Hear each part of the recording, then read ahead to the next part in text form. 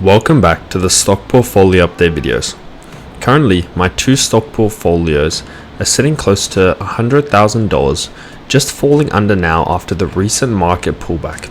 But today I wanted to speak about the dividend I'm receiving of $400, which is my largest ever dividend across my portfolios. I also wanted to do a bit of a portfolio update, kind of see where my holdings were sitting, what I'm doing at the moment as the market turns down, and kind of my long-term outlook again for 2025 and my vision for these portfolios. Giving a quick update, you can see today the markets are down 1.41%, or my portfolio is, which is around $811 in just my stake portfolio, and then same thing for my Vanguard portfolio, down a little bit as well. So I haven't made any changes. I'm still invested in the exact same companies, but yeah, this downturn potentially might even be a buying opportunity. So I'm maybe looking at allocating some extra funds. My cash is a bit tied up at the moment. I've had some pretty big expenses in December and a little bit now to start January, which is a bit disappointing because this is a good time for myself. I think for looking at some companies that I really believe in and buying them right now when they're a bit cheaper. But I did want to speak about this dividend that I'll be getting. So as you can see here, there's a pending distribution of dividend. So it means it's still coming in, but it's for $398. So this is the biggest dividend I've ever got. I'm not a dividend investor, as I say a lot. The dividends are kind of just a benefit. They're just kind of like a cherry on top, which is nice, but I always just reinvest my dividends.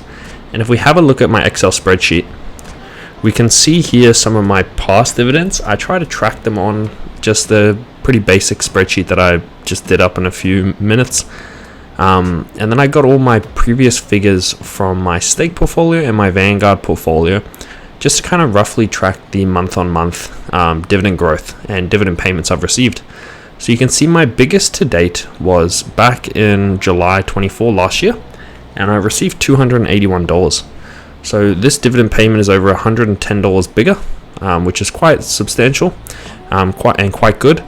As I mentioned a lot, my dividend goal for this year is to hit $2,000 in dividends. So if you basically take the 400 and you times it by 4 is 1,600, and then it means basically $400 I'd need to get from my stake portfolio. The thing is, obviously this is the start of the year. I'm assuming this dividend payment will be a bit bigger than some of the ones I'll get maybe later. We'll see, because my dividend payment last January was actually smaller than some of my other ones. So we'll see what happens.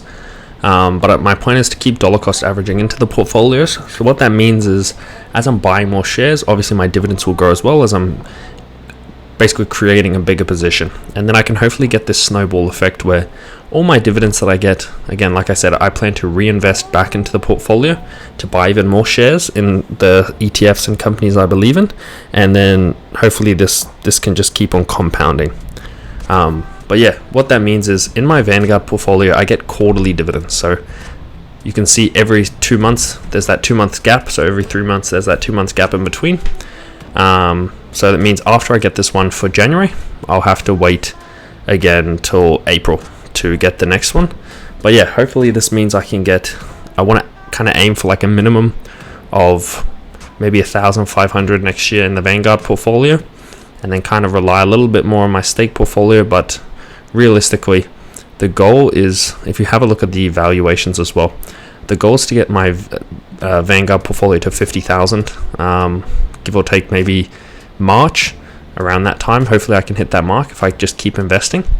And then the thing is, as I keep growing this portfolio, like I said, my dividends will get bigger, and it just that's the goal with this. My Australian shares ETF, which is VLC, pays a bit stronger of a dividend, as Australian shares typically lean towards dividends a lot more, with things such as franking credits and so on. But again, this isn't financial advice. You should go research what's good for you. And then VGS, which is International Shares Tracking ETF, kind of as well pays a bit of a dividend, not as big, but still a good dividend. And then across my American portfolio, I do not care at all about dividends. These are just companies I'm more focused on growth, but they all, Apple pays a small dividend. I don't think Amazon doesn't. Costco does. They also pay special dividends, which is something to keep your eyes on if you're a Costco investor. Every once in a while, a bit longer horizon, when they have excess cash, they distribute it in dividend, which they did last year, I believe, like a larger one. Alphabet now actually pays a dividend, so Google's now become a dividend player as well. It's quite small, but it still counts. And Microsoft as well. So all these tech companies, they don't pay very big dividends, but they do pay a dividend. And then VOO, which is my biggest individual holding, which tracks the S&P 500, that is obviously companies within it pay a dividend, so it pays a dividend as well. And if we have a look at my dividends for my stake portfolio, my last one was actually my biggest by a decent chunk as well, and that was around 59 USD. Well, that month I got 59 USD. That included some other things as well, but that was pretty strong for myself. Yeah, by far the biggest dividend I've got. And when I convert that to AUD, that's probably close to, especially with how the exchange rates have been changing, that's probably even closer to $80-90 now. So that's quite good. So if I can keep growing these dividends, I can definitely hit that $2,000 mark for 2025. Having a look again just through the general portfolios, you can see VLC is actually down as well. It's down to 83. At one point this was up in the 84s. I think it might have even hit 85, 86. And VGS was up in the 82, 83 kind of range. I mean 142, 143 kind of range. So it has had a dip, which has affected the portfolio value. Same thing with the stake portfolio. You can see a lot of these companies have taken a little bit of a hit as well, such as Apple was in the 240s, close to 250s at one point. I did sell a bit of my shares.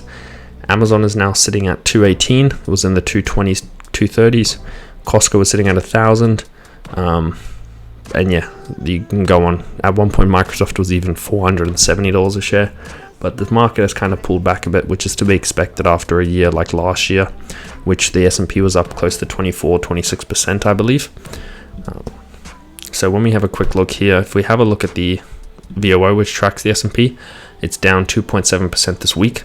So yeah, that just shows you how much it's kind of pulled back, and it's down 4.27% in the last month. So yeah, it's really, a lot of the gains are carried from that great run that it had at the start of last year, and it's still been going up well, but you can see it's kind of traded flat and down over this last month and period. Again, this is a time I wish I had excess funds that I could be buying into positions that I believe in, such as in 2022 when things kind of traded down and sideways. That's when I really got to build up positions I believed in, and now I've kind of reaped the benefits of it the last 2 years. So as cash continues to come in, as I continue to get my paychecks, I'll continue to allocate some money aside. The goal was to invest $1,350 a fortnight, which I think I will be able to do, and just keep doing that. And then hopefully by the end of the year, I can get my combined portfolio values. Granted, if I get some growth, if I put some extra money into $150,000. So that's kind of the goal. And then with dividends as well, I'm just going to keep buying these companies I believe in, and hopefully the dividends grow with it. Hopefully in the next video that I put out, I'll have allocated some extra funds, including this $400. When that hits, I'll probably reinvest it into VGS. But that's kind of my outlook at the moment. I'm probably going to put another, give or take $500, $1,000 in before the next video. So I can track you guys and show you and try to get back up to that $100,000 mark. That's kind of all for now. I just wanted to kind of share my biggest dividend to date and just kind of my thoughts on it. I'll keep tracking this on here and just keep showing you guys being transparent, but life has been a bit busy with study and work. But I plan to try to stay consistent and do at least one video a week on this channel. But thank you for watching. Cheers.